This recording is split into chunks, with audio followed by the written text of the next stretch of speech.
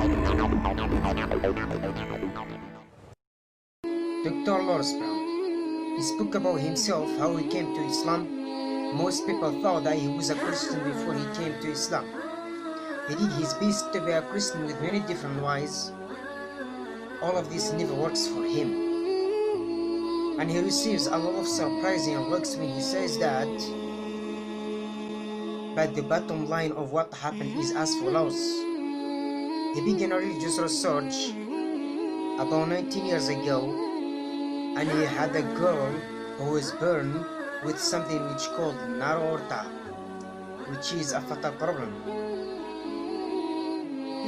In the sense that the child born in this situation often dies, and usually they die specifically in a bad way. And this means that open heart surgery must be performed for them, and as the child grows, the part must be expanded. In the end, these children die, so this was the first time when he learned the news about her condition. This is the first time in his life that he feels losing control. He couldn't do anything about this situation.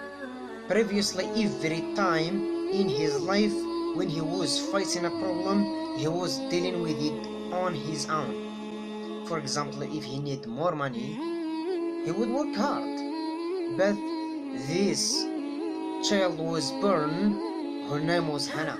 She went directly to the intensive care unit. Her body was literally dying, depriving of oxygen.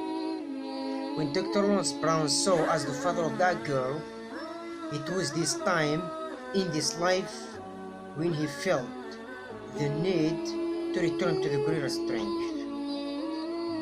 And he was an atheist until then. He grew up in a family that was essentially Quaker, one of the Protestant denominations. He was not a practitioner. He himself never adopted any religion. So he had to leave the intensive care unit alone because he brought a team of doctors according to the specialist in this field. While doing their jobs, he alone went to the prayer room for the first time in his life. He prays the traditional atheist prayer. There is a prayer called the skeptic prayer. He said the prayer of the unbeliever himself goes on. And he said, oh my God, if there are gods that will keep my soul if I have a soul.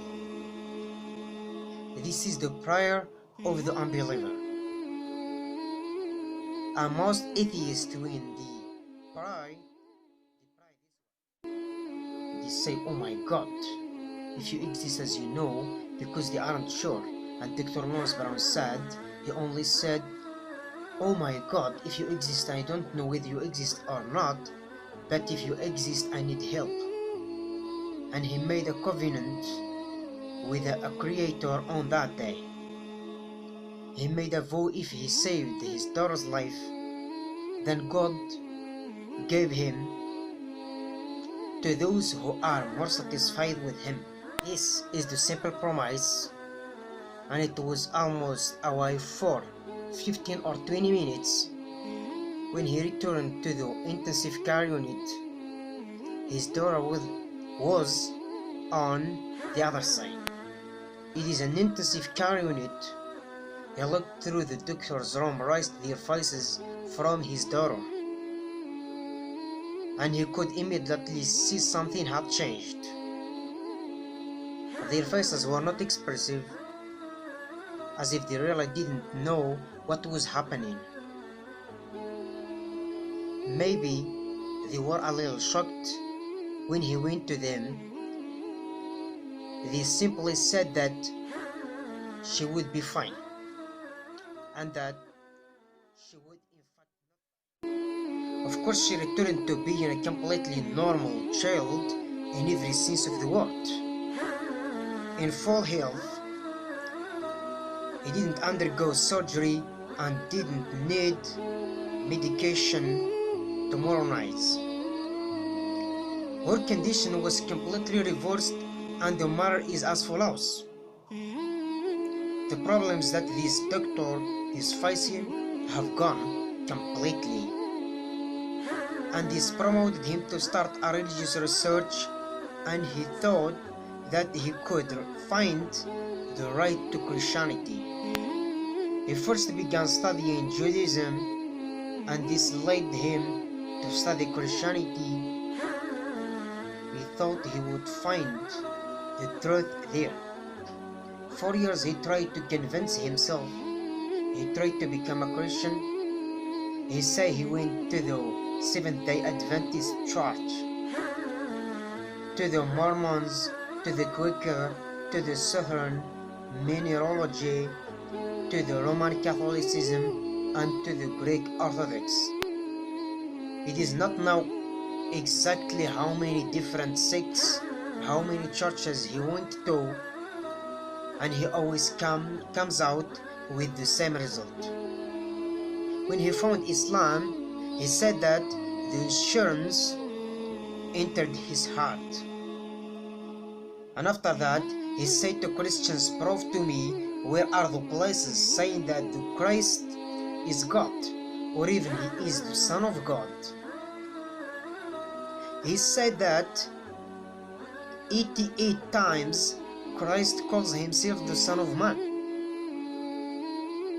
There is no subject in which Christ called himself the Son of God. For this reason, Dr. Lawrence Brown became